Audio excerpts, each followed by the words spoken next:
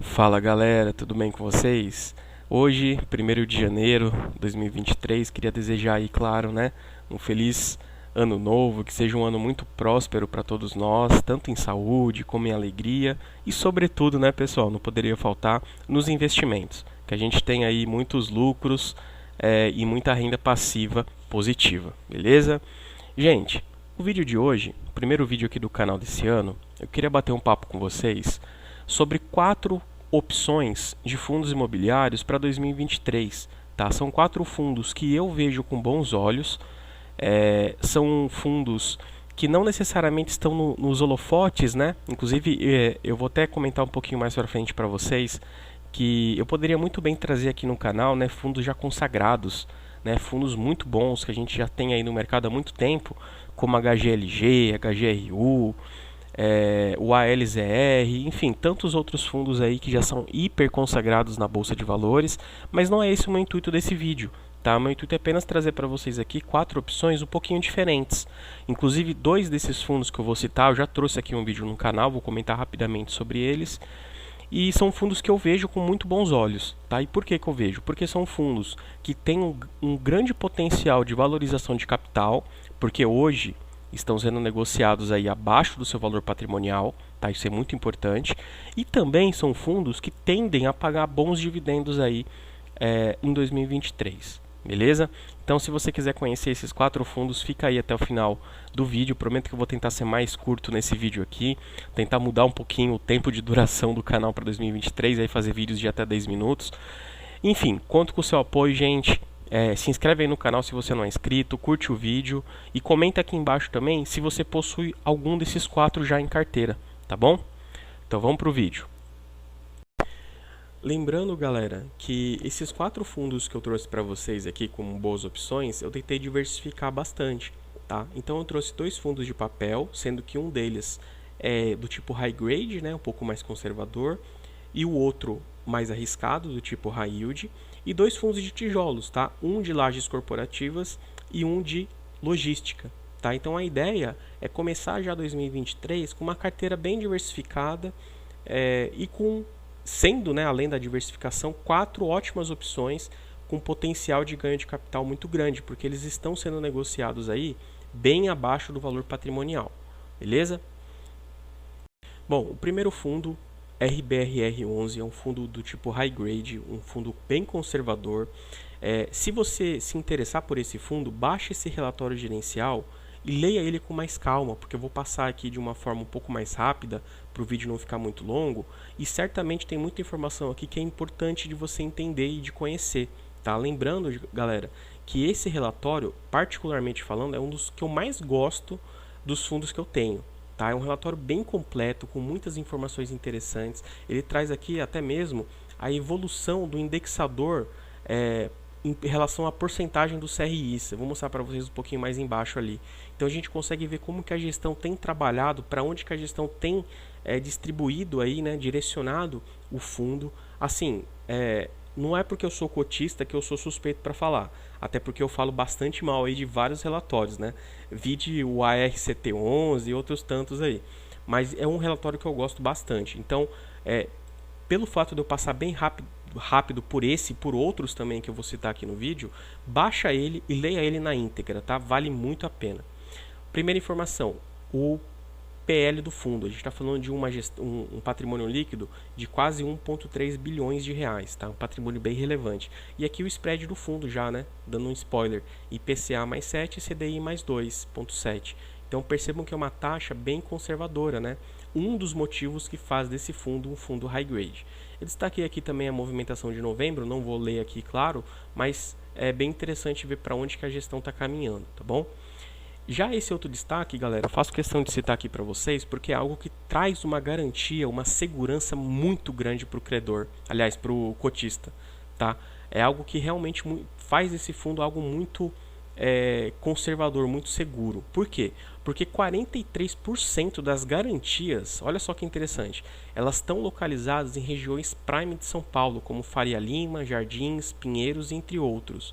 Então a gente tem uma garantia aqui dos devedores, né, do que eles colocaram como garantia do CRI, em locais muito positivos, né? São locais de alta liquidez, de fácil negociação. Então isso aqui também é um dos motivos que faz esse fundo ser um fundo high grade. Claro, é só um detalhe, mas é algo muito positivo nesse sentido. Beleza? Aqui tem um resuminho do que eu já comentei com vocês, tem também o cenário macroeconômico, que eu não quero comentar aqui no momento, e também, galera, isso aqui é bem importante, tá? Correção monetária. Percebam como foi reduzindo, né? Então estava em 3 milhões em setembro, e em outubro foi para menos 500 mil, ficou negativa. E em novembro teve uma recuperação, quase fechando em 2 milhões de reais, tá? Lembrando que essa é uma das partes da receita do fundo, né? Tem a parte dos juros, a parte da correção monetária.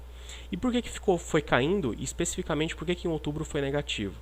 Por conta da deflação. Vocês já devem estar cansados de ouvir isso, né? E justamente por isso, justamente por acreditar que a deflação não vai acontecer em 2023, eu acredito que a receita proveniente de correção monetária desse fundo deve ficar próxima aí dos 3 milhões, tá? Sobretudo no primeiro semestre aí de 2023. Eu estou chutando aí talvez 3 milhões, 3 milhões e meio, e isso vai fazer o quê?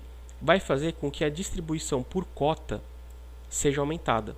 Percebam que ele manteve 70 centavos nos últimos 3 meses, mas ele teve que usar parte da reserva, né, gente, para poder manter esse valor. Percebam que em outubro ele teve que usar 2 milhões e 700 mil da reserva que ele tinha para não reduzir a distribuição por cota. Tá? Por isso que é importante analisar o DRE dos fundos, né? Bom, então eu tenho uma perspectiva de um aumento aqui talvez para 80, 90 centavos até R$1, dependendo de como que o IPCA caminhar, tá bom? Com esse novo governo, né, gente? Aqui tem o core, a estratégia do fundo, né? Destinar pelo menos 87% dos CRIs em CRIs high grade, com rating RBR mínimo A. Lembrando que a RBR possui uma escala de rating, né, específica deles. E também destinar a operações exclusivamente off-market. Isso aqui significa o quê? Que eles conseguem ter acesso a operações que são restritas a investidores profissionais. Isso faz com que eles consigam, que a gestão, que o fundo consiga operações diferenciadas, seja por taxa de juros, seja pelo nível do devedor, seja pela garantia que o devedor vai ofertar, enfim, são vários motivos aí que fazem desse fundo um fundo high grade, muito positivo. Esse, pessoal, é aquele gráfico que eu comentei no comecinho do vídeo, ó, a indexação histórica por porcentagem da carteira. Olha só que interessante, como eu queria que todos os relatórios gerenciais dos fundos tivessem essa informação, esse gráfico. A gente consegue ver aqui como que foi evoluindo a parte de indexação da carteira. Então, olha só, lá em dezembro de 21, 43% era de IPCA e 31% de CDI. Hoje, quer dizer, hoje não, né? Em novembro, ele já aumentou para 71%, o que antes era 43%, e o CDI reduziu, né, de 31% para 16%. Eu não sei até que ponto isso é positivo, né, porque a gente tem que pensar que a Selic está alta, tende a se manter num patamar próximo de 13%, 14% aí nos primeiros meses de 23. Então, talvez a gestão aí, não sei se entender isso também, né, direcione aí a aquisição de CRIs atrelado ao CDI, não sei. Mas é muito legal ver esse gráfico aqui, eu gosto bastante, gente, de verdade. Aqui tem o spread médio que eu já comentei, o rating RBR que eu comentei também com vocês, né, vai do AAA até o D.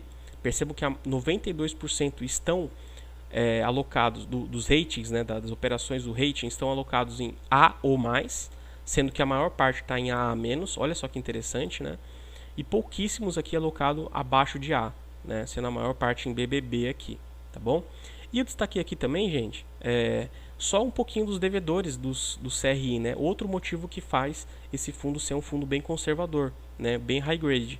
Olha só, CRI Iguatemi, CRI Leroy, CRI JK Financial Center, Banco do Brasil, Jardim Faria Lima, Cabreúva, Faria Lima de novo, Guarulhos, enfim, são vários devedores, né, são vários CRIs aqui que trazem uma segurança muito grande, porque são de devedores que certamente tendem a honrar com a sua dívida. Tá? Isso é muito positivo, muito bacana. E eu selecionei esses aqui especificamente porque são os que representam a maior parte do patrimônio do fundo, tá? Mas se vocês forem analisar todos aqui, são CRIs muito seguros também, beleza?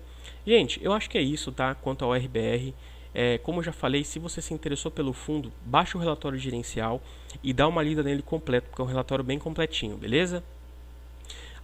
Para finalizar, né? Aqui, ó, olha só, o rendimento médio, esse primeiro gráfico aqui mostra o rendimento médio histórico desde o IPO do fundo, ele tem uma média de R$ 1,02. O valor patrimonial dele por cota é de R$ 95,15 e ele fechou no último pregão, gente, a R$ 84,22. Então ele está com um desconto de aproximadamente 11%. Olha só que interessante. É um fundo extremamente conservador, com CRIs excelentes e está sendo negociado com desconto. Tá? Isso gera um dividend yield futuro aí de aproximadamente 1,22%. Só corrigindo uma informação, essa média aqui, esses dados, são de 2022. Tá? A média histórica desde o IPO está aqui embaixo. Então o RBR11 tem uma média de 0,72 por cota, a média histórica, né? E as outras informações são as mesmas, né? Só o DI futuro que muda, que é com base na média da cota. Tá bom? Bom, gente, indo para o segundo fundo agora. Vou tentar ser um pouquinho mais rápido, porque senão o vídeo vai ficar muito longo, não quero que fique nos 20 minutos, beleza? Bom, como vocês viram aqui, a gente está falando do fundo DEVA11. Inclusive tem um vídeo específico desse fundo no canal. Então, se tiver interesse, assiste o vídeo lá, tá? Baixa o relatório e assiste o vídeo, que eu não vou perder muito tempo aqui, falar muito sobre o fundo, passar bem rapidamente, pincelar bem pouquinho aqui sobre o que o fundo tem trazido, tá? Esse fundo, gente, ele sofreu demais com a deflação, tá? Tenham isso em mente. A deflação deu uma porrada, um jab direto nesse fundo aqui, fez com que os rendimentos caíssem bastante nos últimos 3, 4 meses, e isso assustou demais os cotistas. Tá? E os cotistas assustados se desfizeram de suas posições aí, né? Claro, aumentou a pressão vendedora e fez com que o valor da cota caísse bastante. Tá? Vou mostrar para vocês no finalzinho aquela mesma planilha para vocês verem quanto que esse fundo está sendo negociado hoje. Beleza? Aqui tem um pouquinho da taxa, né? 0,20 ao ano de administração, 1% de gestão e de performance ele também tem, né? 10% do QCD, 100% do CDI. Tá bom? Aqui uma informação importante, né, que o fundo ele tem sempre um delay de 2 meses, nesse caso aqui. Então, por exemplo, os dividendos de novembro, eles vão fazer referência ao IPCA de outubro e o PCA de novembro, sendo que 14 dias de outubro e 8 dias de novembro. Então percebam como tem um atraso, né? Então, por exemplo, se tiver uma deflação hoje, em janeiro de 23, ele só vai sentir esse valor lá em março, porque tem um atraso de 2 meses. Beleza? Outra informação, que todas as operações estão adimplentes, né? Isso é bem legal, pensando por esse lado. A taxa média aqui do fundo está em IPCA mais 10,41, sendo que 87% está alocado em 49 CRIs, bem pulverizado também. Percebam como essa taxa média aqui é bem mais alta que do RBR, né? Que está em 7%. Então, é um dos motivos que faz desse fundo, né, ser um fundo high yield. Tá? Lembrando que no comecinho eu não falei, né? O primeiro fundo foi de um fundo high grade, e esse aqui é um fundo high yield, tá? Um fundo de papel high yield. Aqui eu trouxe a correção monetária para vocês verem como esse fundo sofreu, né? Vejam só, em maio, no ápice da inflação, né? Lembrando que faz referência a 2 meses anteriores, então foi em março, né? 17 milhões de reais de correção monetária. Caiu para 9 em junho, 5 em julho, 5 em agosto, e aí em setembro caiu para 57 mil, em novembro foi negativo. Pensem só, gente, uma receita cair de 9 milhões, de 5 milhões para 24 mil negativo. Loucura, né? Em novembro, agora em 22, teve uma recuperação, né? Subiu para 2. Também é um dos motivos que eu acredito de um upside bem interessante do fundo, tá? Por quê? Porque eu estou apostando aí numa correção monetária de 2,5, 3 milhões para os próximos 2 meses do ano, né, dezembro, janeiro e fevereiro, né, os próximos 3 meses na verdade. E isso vai impactar na distribuição da cota, né? Veja que ele distribuiu 90 centavos aí em novembro, eu estou apostando aqui 1,5, 1,10 nos próximos 2, 3 meses, beleza? Bom, gente, como eu já falei, não vou perder muito tempo aqui, né? Tem os gráficos informando aqui a distribuição do fundo, e eu vou citar só esse CRI, né? O circuito de compras, um CRI bem polêmico, né? A galera não gosta muito desse CRI, com total sentido, por sinal. Mas por que eu destaquei ele aqui, né? Porque apesar dele ser um dos 3 CRIs que compõem a maior parte do PL do fundo, tá? Essa listagem está em ordem de PL, percebam? Ele representa 4,78% do PL do fundo. Apesar dele ser o terceiro em representatividade, percebam que ainda assim é uma taxa pequena, porque a gente está falando de um fundo que ele é bem pulverizado, né? Tem muitos CRIs, ó. Então isso faz com que esse CRI polêmico, tá? Caso venha a dar ruim, apesar dele estar 100% adimplente no momento, Vai ter um impacto? Vai, claro que vai ter. Só que não vai ser um impacto de, poxa, o fundo vai falir, o fundo vai acabar. Não, não tem nada disso, tá? Tenham isso em mente, beleza?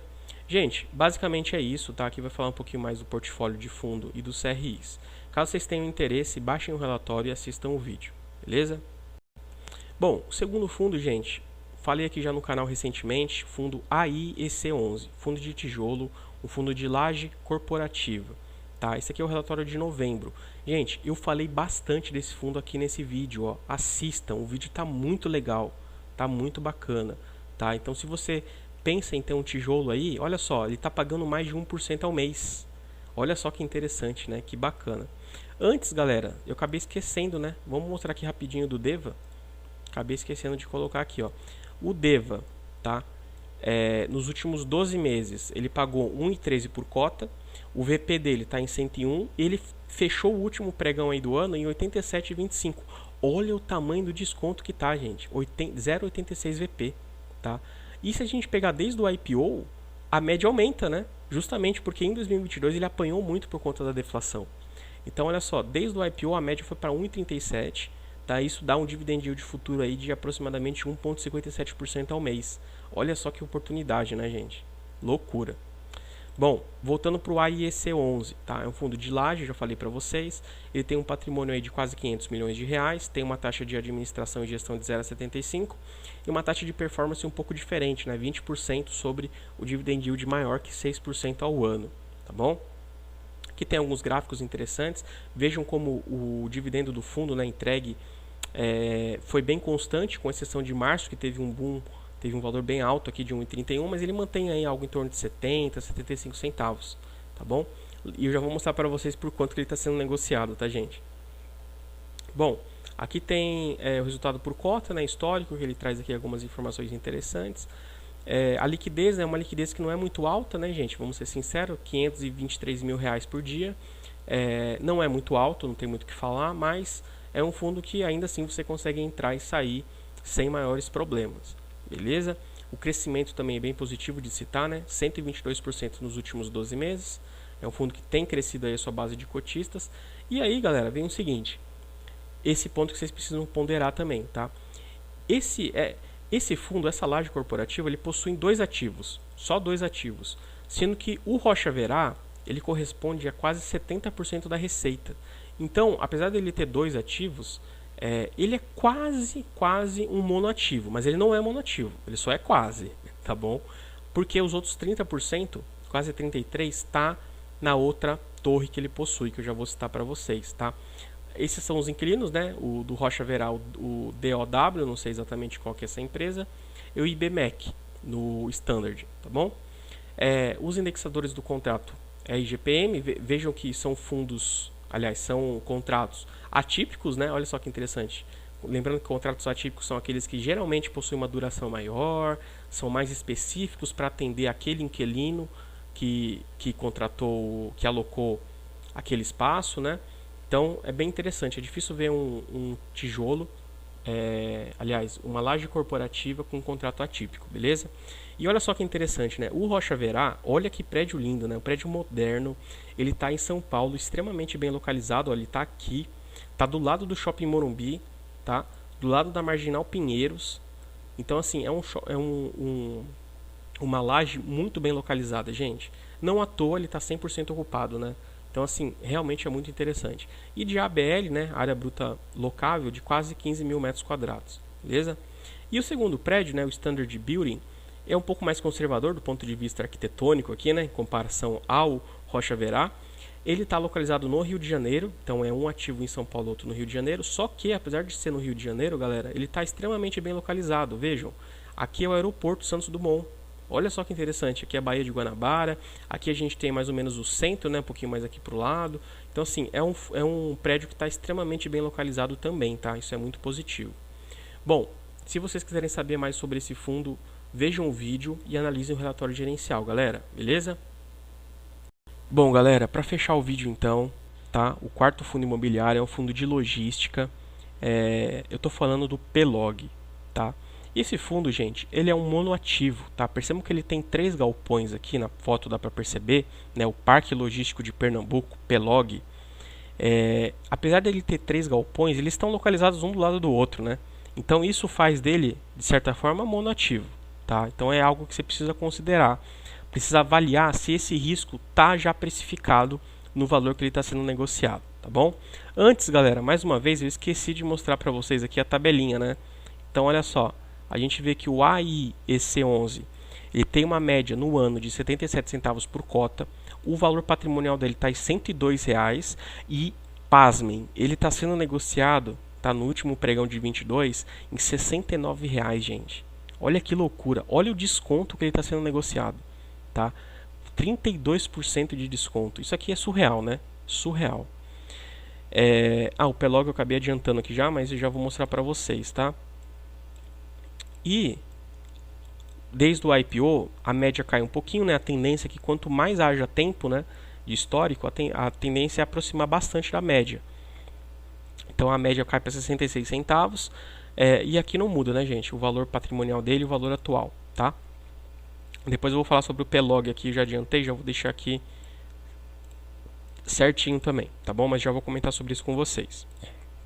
Bom, dito isso, vamos analisar um pouquinho os números. É um fundo, gente, recente, tá? Teve o IPO aí em março de 21. Tem poucos cotistas ainda, 3.200 cotistas, tá? É um fundo que está se estruturando. O patrimônio dele é bem pequeno, percebam, 75 milhões de reais, então é um patrimônio bem modesto ainda. Apesar de ter aí um ativo, três imóveis, né, 3 galpões, extremamente bem localizados, tá? A gente vai ver isso mais para frente. A taxa de administração é de 0,7% ao ano, tá bom? Percebam, ele tem uma área bruta locável aí de 35 mil metros quadrados, né? São 3 galpões, como eu falei para vocês, mas como são galpões aí quase vizinhos, né? Então acaba que a gente pode considerar um único ativo aí, tá bom? Apesar de também ter 2 inquilinos diferentes. Percebam o seguinte, gente, ó, são 3 galpões logísticos padrão construtivo A/A+, 100% locados, com aproximadamente 35% das receitas atuais em contratos atípicos, tá? Contratos atípicos. Agora olha só, imóvel com relevância estratégica localizado a apenas 9 quilômetros do porto de Suape, que é o principal porto do Nordeste e um dos poucos terminais alfandegários. Olha só que doideira, gente. Ele está muito perto, tá, desse porto de Suape e também do terminal alfandegário, né? Um dos poucos da região. Isso aqui é muito legal, tá? Ele está muito bem localizado, gente. É um monoativo? Tá? Não adianta, é um monoativo. Mas ele está muito bem localizado, muito mesmo. Aqui tem um comentário da gestão falando sobre um dos contratos atípicos que devem se encerrar e aí a gestora vai negociar, né? A gestora conduzirá negociações com o locatário para pactuar novos termos. Importante saber sobre isso. Aqui tem um pouco dos resultados, né, do fundo. Olha só, os 3 galpões estão bem construídos, né, bem bonitos, na verdade, bem modernos.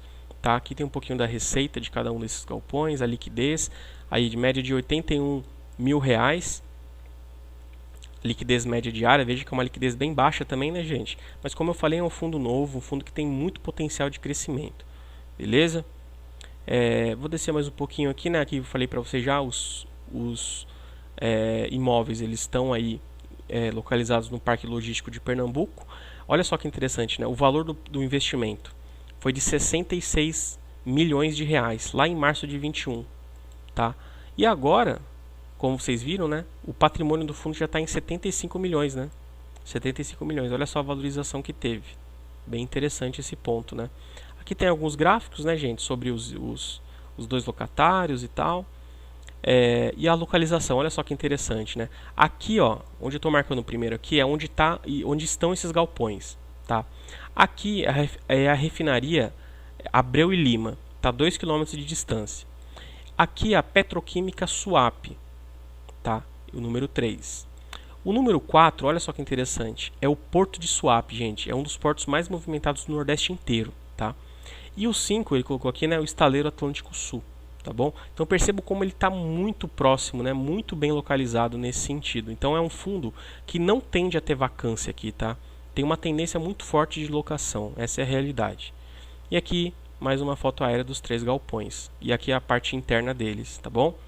Gente, eu acho que é isso. Eu queria que ficasse com menos de 20 minutos, mas pelo visto não ficou.